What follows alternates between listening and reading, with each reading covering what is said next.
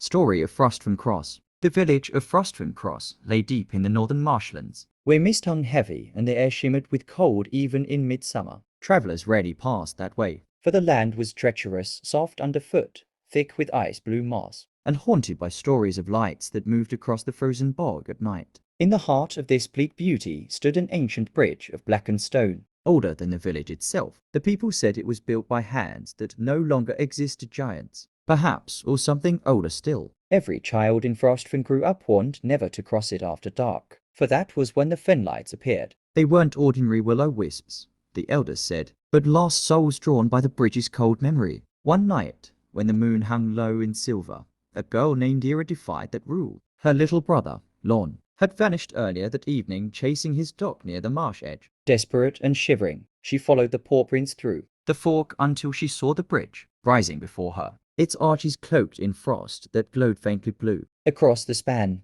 faint lights drifted. One of them pulsed softly, and for a moment Ira swore she saw Lorn's silhouette waving. "Lorn!" she cried, her voice swallowed by the mist. Without thinking, she stepped onto the bridge. The air grew still. Beneath her boots, the stone hissed like eyes meeting fire. The lights swirled closer, faces within them, pale and watching. One whispered her name. Another sounded like her mother's voice. The bridge was trying to draw her in, to make her forget why she'd come. But Ira gripped the little pendant around her neck, a shard of mirror her grandmother had given her, set to show truth in darkness. She held it up. In its reflection, the Fenlights changed. They weren't spirits, but long, thin figures cloaked in fog, eyes glowing from hollow sockets. They hissed when the mirror's light touched them, retreating into the mist. And there, at the far end of the bridge, stood Lorn, cold but alive, his hand wrapped around the dog's fur. Ira ran to him, but the bridge groaned beneath her. Cracks laced through the stone, and the air filled with whispers. She pushed him ahead,